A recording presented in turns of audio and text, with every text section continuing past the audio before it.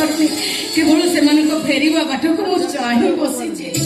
आसो आसो संविदा आसो।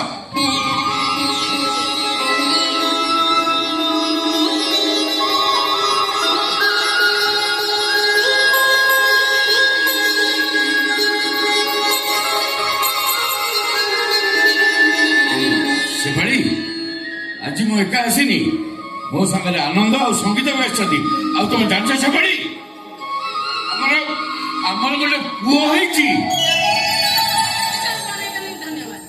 एयरपोर्ट रे पहुंचु पहुंचु तोते कृतज्ञता जणाइबा पई संगीता जिद धरी बसिला आ कहिला जो देवी आम मां छुआ को नुआ जीवन देइचंती आमे प्रथमे तांको पाखु जिबा केमिति आसी न थांते आजिकाली असुविधा रे पड़िले बंधु माने भी फोन उठाउनाती आ देखा हेले न चिनिबार अभिनय करी चली जाउछंती हेले तम बंधुता कृष्ण सुदामा को त्याग को आउ थरे मने पकई दउ नहीं नहीं आ मो सामने किछि भी करिनी तथापि तम परि मनिष पाखरे मो मुंड नई जाउची मु ताका पाखरे सुनिछि पाठ पढिला बेले तमे तीन जण भल सांग थिलो परस्पर सुख दुख को समान भाबे भागबांट करि नउथिलो आज भी से संपर्क सेमती अतुट रही बंधु पत्नी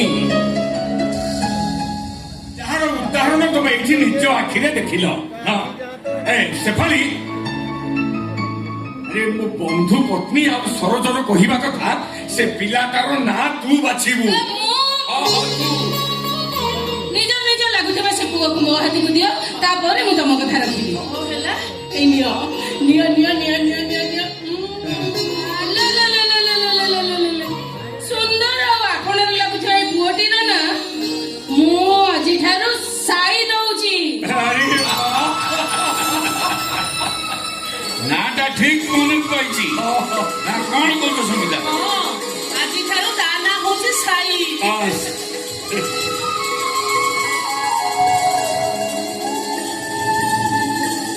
अच्छा हम चल आसु सबड़ी और सुनो तुम जिते काम थाउ ना कहीं साई 21 दिन तुम निश्चय जाई पहुंचो हम आसिलु चलो चलो आउ तम प्रतिज्ञा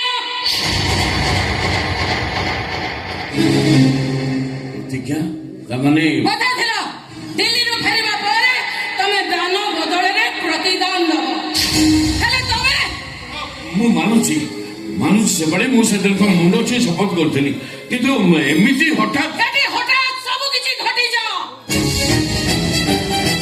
सदे भी हठात 30 लाख टका मु तम हाथ को बढ़ाई देइथिली एबे कह मु जे कहबी मो कथा तमे रखिबो ना नाही कथाले करे जी कह संभव हेतले मो स्वामी निश्चय रखिबे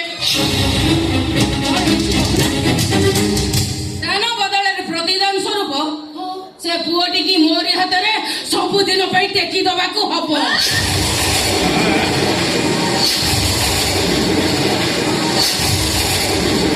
निज स्वामी के एटी छाड़ी तोते सबुदिन चली जीवा को हम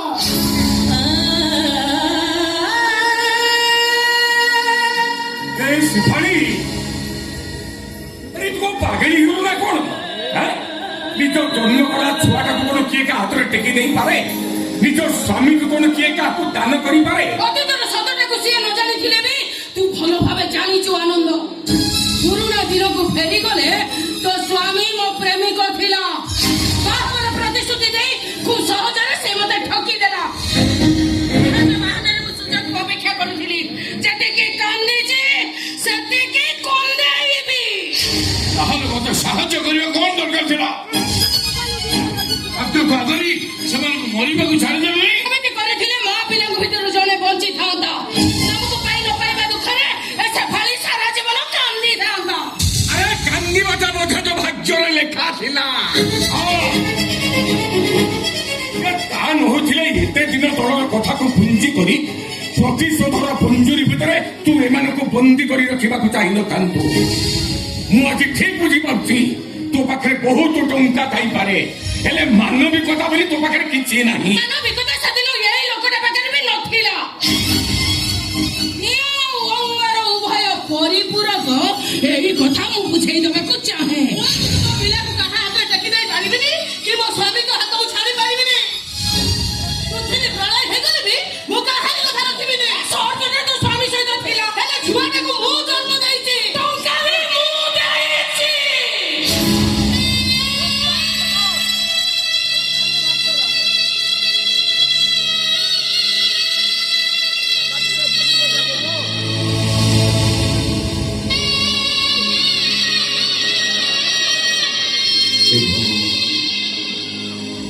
ଏମିତି ପରିସ୍ଥିତିରେ କଣ ଯେ କରାଯିବ ମୁଁ ନିଜେ କିଛି ଚିନ୍ତା କରିପାରୁନି।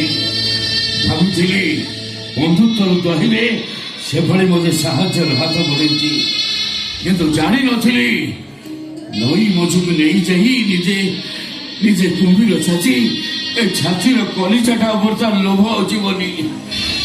ନାଇଁ, ମୁଁ ପଛ ମରିଯିବି, ହେଲେ ଏଭଳି ସର୍ତ୍ତ କେବେ ରକ୍ଷା କରିପାରିବିନି।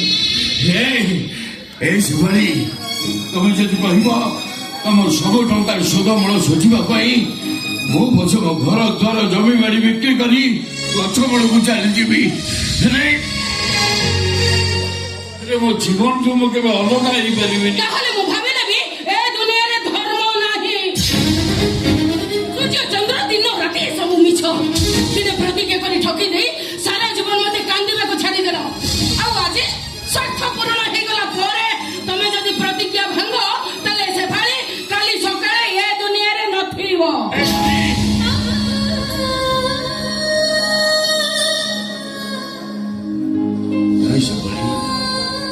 ତମେ ସେମିତି କୁହନି, ମତେ ଏମିତି ଧର୍ମ ସଙ୍କଟରେ ପକେଇ ଦେଇ ଏମିତି ଗୋଟେ ଦ୍ୱନ୍ଦ୍ୱର ବନ୍ଧରେ ଚାଲିବା ପାଇଁ ବାଧ୍ୟ କରନି। ସେ ପାଣିର ଜିନ୍ ତମେ ଭଲ ଭାବେ ଜାଣିଛ। ତମକୁ ପାଇପାରିଲିନି ବୋଲି ଆଜି ପର୍ଯ୍ୟନ୍ତ ମୁଁ ସିନ୍ଦୁର ପିନ୍ଧିନି। ଆରେ ସିନ୍ଦୁର ନ ପିନ୍ଧିବା ତ ଗୋଟେ ପାଗଳାମି ଥିଲା। ତୁ ଯେମିତି ଜଣେ ନାରୀ, ସିଏ ବି ଠିକ ସେମିତି ଜଣେ ନାରୀ। ତୁ ଜଣେ ନାରୀ ହେଇ ଆଉ ଜଣଙ୍କର ସିନ୍ଦୁର ଆଉ ତା ଛୁଆକୁ ଛଡେଇ ଆଣିବାକୁ ଜିଦ୍ କରିବା, ଏଇଟା କଣ ଗୋଟେ ଠିକ କଥା?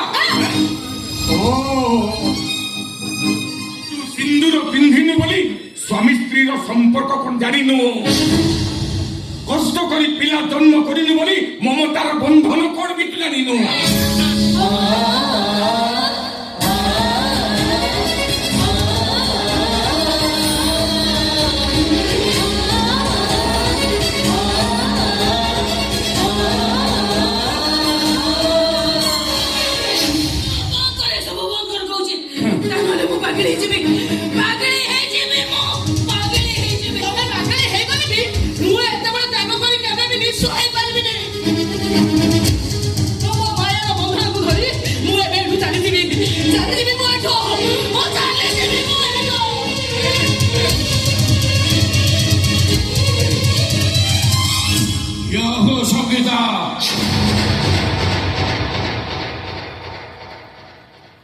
ସେଦିନ ସର୍ତ୍ତ ରକ୍ଷା କରିବାକୁ ଯାଇ ବଳୀ ରାଜା ଯଦି ପାତାଳକୁ ଯାଇପାରିଲେ, ଦାନବୀର ହରିଶ୍ଚନ୍ଦ୍ର ଯଦି ମଶାଣୀର ଜଗୁଆଳି ହେଇପାରିଲେ, ତାହେଲେ ମୁଁ ମୋ ସର୍ତ୍ତ ରଖିପାରିବିନି କାହିଁକି?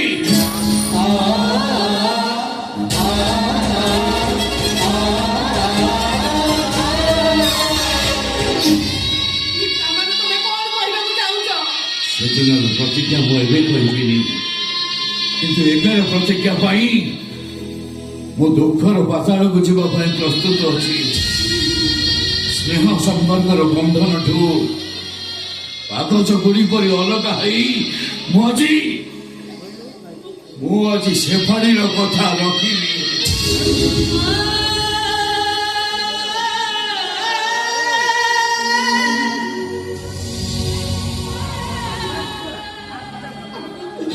ମୁଁ କିନ୍ତୁ ପାରିବିନି। କୌଣସି ପରିସ୍ଥିତିରେ ମୋ ନିଜ ଲୋକମାନଙ୍କଠୁ ଦୂରେଇ ଯାଇ ମୁଁ ଖୁସିରେ ରହିପାରିବିନି। ଯୋଉ ଛୁଆଟାକୁ ଜନ୍ମ ଦେବାକୁ ଯାଇ ମୁଁ ଜୀବନ ମରଣ ସହିତ ଲଢ଼େଇ କରୁଥିଲି, ତାକୁ ଜଣେ ବାହାର ଲୋକ ହାତରେ ଟେକି ଦେଇ ମୁଁ ଶାନ୍ତିରେ ଶୋଇବି କେମିତି? ଆରେ ସେ ବାହାର ଲୋକଟା ପରା ତମମାନଙ୍କୁ ମୋ ପାଖକୁ ଫେରେଇ ଆଣିବାରେ ସାହାଯ୍ୟ କରିଥିଲା। ଆଜି ସେ ଯଦି ଆମମାନଙ୍କୁ ଅଲଗା କରି ତା ଜିତରେ ଜିତିବାକୁ ଚାହୁଁଛି, ଦୟାକର ତମେ ରାଜି ହେଇଯାଅ ସବିତା, ଦୟାକର ତମେ ରାଜି ହେଇଯାଅ।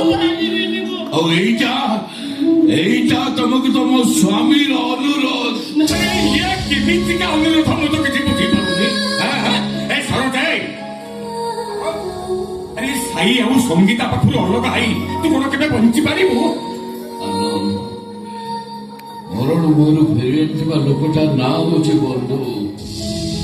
ସର୍ତ୍ତ ନ ରଖିବାରେ ଜୀବନକୁ ହାରିଦେବା କଥା କହୁଥିବା ଝିଅଟା ନାଁ ସେବାଣୀ।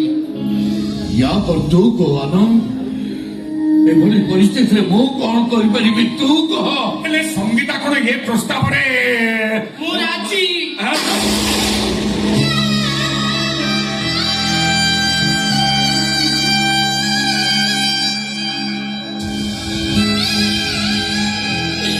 ଛୁଆଟାକୁ ଜନ୍ମ ଦେବାକୁ ଯାଇ 10ଟା ଷ୍ଟିଚ୍ ପଡିଛି ବୋଲି ଡକ୍ଟର କହୁଥିଲେ। 10 ଘଣ୍ଟା ମୋର ସେନ୍ସ ନଥିଲା ବୋଲି ସିଷ୍ଟର କହୁଥିଲେ। ସବୁ ପରେ ବି ଏଇ ସେଫାଳିକ ଟଙ୍କାରେ ମୁଁ ପରା ନୂଆ ଜୀବନ ପାଇଛି। ମୋ ସ୍ୱାମୀଙ୍କ କଥାରେ ଏ ଜୀବନଟାକୁ ସୁଧ ମୂଳରେ ହିସାବ କରି ଫେରେଇ ଦେଲେ କ୍ଷତି କଣ ହବ? ମୁଁ ଚାଲିଯିବି ସରସ ମୋ ପୁଅକୁ ସେଫାଳି ହାତରେ ଟେକି ଦେଇ ତମକୁ ଶେଷ ଦେଖା କରି ମୁଁ ଏଠୁ ଚାଲିଯିବି। ନାହିଁ ସଙ୍ଗୀତା ନାହିଁ, ମୁଁ କିନ୍ତୁ ଏଇଟାକୁ ଆଦୌ ସହିପାରିବିନି। ନା, ମୁଁ କେବେ ସହିପାରିବିନି। ଏ ସମ୍ପର୍କରେ କେବେ ମିଶାଣ ଫେଡାଣ ନଥାଏ। କାହିଁକି ନା ନିଜର ଲୋକମାନଙ୍କୁ ନେଇ ତମେ ଯେମିତି ମିଶାଣ ଫେଡାଣ କଲେ ବି ଶେଷରେ ଭାଗ ଫଳ ସେଇ 100ରେ ଶେଷ ହେଇଥାଏ। ସଙ୍ଗୀତା ସଙ୍ଗୀତା, ଛୋଟ ଛୁଆଟା ତମ କୋଳରେ କୁଆଁ କୁଆଁ ହେଇ ରହି ଖେଳୁଛି, ଆଉ ମୋ ସାଙ୍ଗ ସରୋଜ ସେଠି ଛୋଟ ପିଲାଙ୍କ ଭଳି କାନ୍ଦୁଛି। ତମେ ତାକୁ ଛାଡି ଦେଇ ଚାଲିଯିବା ପାଇଁ କେମିତି କହିପାରୁଛ? କେମିତି? ମୋ ମାୟା ବନ୍ଧନକୁ ତୁଟେଇ ଦେଇ ନ ଗଲେ ମୋ ସ୍ୱାମୀଙ୍କ ଶପଥ ପାଣିର ଗାର ପାଲଟି ଯିବ। ଆଉ ସେ ପାଣିର ତ୍ୟାଗ ଅଦିନିଆ ବର୍ଷା ପରି ମାଟିରେ ଧୋଇ ହେଇଯିବ। ବରଂ ତାର କୁଆଁ କୁଆଁ ଡାକକୁ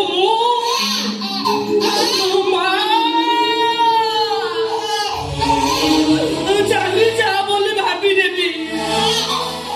ଆଉ ସରୋଜଙ୍କ ଛୋଟ ଛୁଆଙ୍କ ପରି କାନ୍ଦ ମୁଁ ବିଦାୟର ଇଶାରା ବୋଲି ଭାବି। ଠିକ ଅଛି, ତାହେଲେ ବର୍ତ୍ତମାନ ମୁଁ ତୁମକୁ ମୋ ସାଙ୍ଗରେ ମୋ ଘରକୁ ନେଇଯିବି।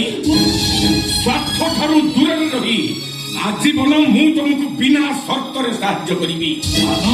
ତୁ ସରୋଜ, ସମୟ ବଦଳି ଗଲେ ବି ସମ୍ପର୍କଟା କେବେ ବଦଳି ଯାଏନି।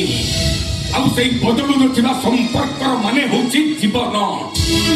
ତେଣୁ ତାରି ତ୍ୱରି ଦେଇ ମୁଁ କହୁଛି, ବିନା ସ୍ୱାର୍ଥରେ ବିନା ସର୍ତ୍ତରେ ପାଖରେ ପାଇବି ସବୁ କିଛି ହରେଇ ଦେଇଥିବା ଏ ସଙ୍ଗୀତାକୁ ବର୍ତ୍ତମାନ ମୁଁ ମୋ ସାଙ୍ଗରେ ମୋ ଘରକୁ ନେଇଯିବି। ହଁ, ଚାଲ ସଙ୍ଗୀତା, ତମେ ମୋ ଘରକୁ ଚାଲ। କିନ୍ତୁ ତା ଆଗରୁ ମୁଁ ଟିକେ ମୋ ପୁଅକୁ ଆଖି ପୁରେଇ ଦେଖିବି। ଆଉ ସବୁଦିନ ପାଇଁ ଛାଡି ଯାଉଥିବା ସିନ୍ଦୁରକୁ ମୁଁ ତାଙ୍କ ପାଦ ଛୁଇଁ ପ୍ରଣାମ କରିବି। ଆଉ ଏଇଟା ହଉଛି ସଙ୍ଗୀତାର ଶେଷ ଇଚ୍ଛା।